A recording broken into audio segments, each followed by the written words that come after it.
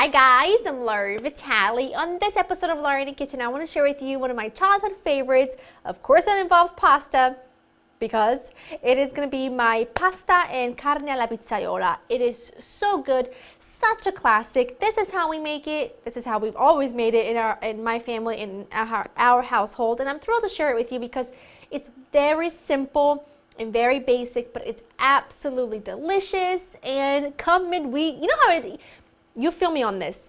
You splurge on the weekends. You try to do really good in the beginning of the week. Then come midweek, you need a little pick-me-up. You need a little comfort food. And this week, this is what we're having for comfort food. And I'm just thrilled to bits over it.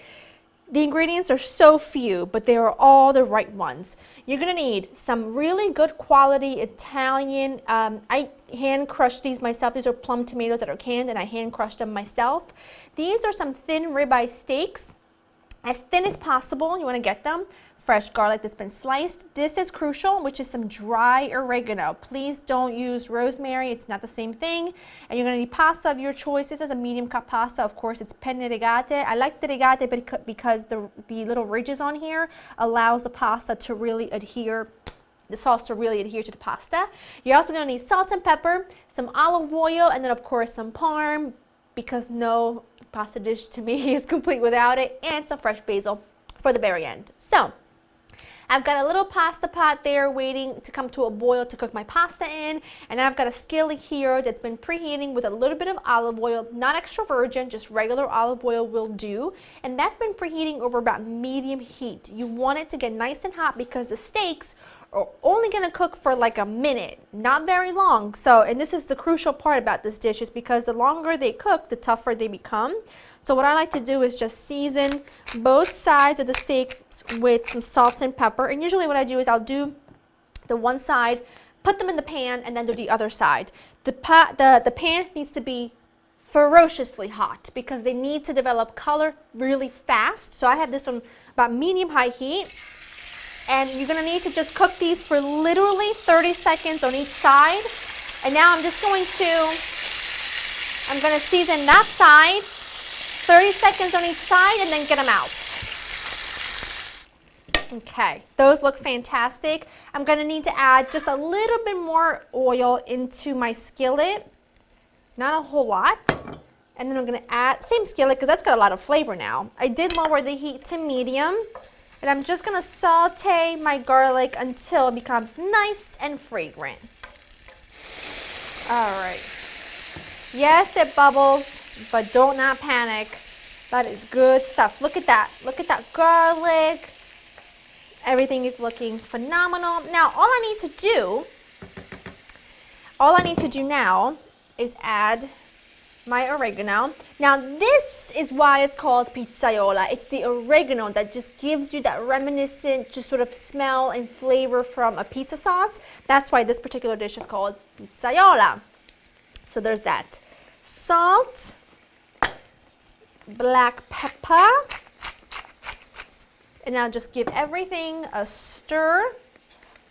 Get that oregano really infused in there. You can see my sauce is already kind of bubbling around the edges. So now what I'm going to do is I'm going to get my meat. You see all those meat juices? They gotta go in there because that is flavor galore. And then you just take your meat and you just add it right back into the sauce. And that just needs to simmer for around, I would say, half an hour or so. In about 20 minutes, while the sauce has 10 minutes left, I'm going to add my pasta to my boiling water, and then I'll meet you back here to finish the whole thing off. And it's really simple and really easy, but it is so yummy. You're going to love it, and I hope, what I always hope from this series, and in anything that I do, and in anything that I share with you, is what I always hope is to bring you and your family into the kitchen. So when I share specific recipes like this, for me, like a childhood favorite, like I just so much hope that it becomes like a part of your, recipe rotation and a part of, your life, I guess, is what I'm trying to say, because I love that. I think that's how we connect this through food. And when I share with you childhood recipes, it's like you get a sneak peek into what I ate as a child, or really my whole life. Anyway, I'm going to stop talking. I'm going to clean up. I'm going to let that simmer for about 30 minutes. I'm going to put a lid on it so that the meat stays nice and tender, and I'll show you what it looks like when it's there. Excellent. Now my sauce has been how you doing? I can't see you. My sauce has been simmering for about 35 minutes total. About 25 minutes ago, I added my pasta to the salted boiling water. So in total, everything kind of came together in about 35 minutes, which is excellent. Now let me give you a couple of suggestions, if you will. If you don't want to serve this with pasta, which you don't have to, double up on the meat, the same amount of sauce, double up on the meat and let the meat cook for about an hour or so until it's super, super tender. And they make hoagies with it. Make like really good sandwiches with mozzarella or provolone, and then they'll be melting in your mouth, soft meat. It's to die for. But this is excellent sauce. I like to serve it with pasta. I like to make sure that the meat is not falling apart because I want to still be able to cut it with a knife and fork, but I want to make sure it's not so hard that it's stringy and difficult to eat. That's why you want to make sure that your pieces of meat are very, very thin. All right, this is done. I'm going to turn that off. I've got some fresh basil leaves and I'm going to add to my sauce. There's just nothing better than tearing it in your hand. What did I do with my, here we go. Couldn't find my one spoon. Get that right in there. Now for me, I like to serve the meat in the pot, in the pan here, and then just serve the pasta separately, but you can do whatever your heart desires. I've got my drained pasta here. I'm adding the sauce. Oh, it smells phenomenal. It smells so good. This does need a good chunk of Italian bread on the side. I mean, that to me would be heavenly. Give that all a really good stir. I also like to add some shredded parm to this. It kind of acts like edible glue. Kind of just sticks right to the pasta. Add that to a serving bowl, like so. And then let's put another little bit of sauce on top. And then, like I said, you can go ahead and serve the meat right out of the pot if you want to. But I'm going to put it on a plate so that you can see how nicely it kind of holds its shape, because I need to be able to cut into it. You know what I'm saying? I need to give myself a taste test.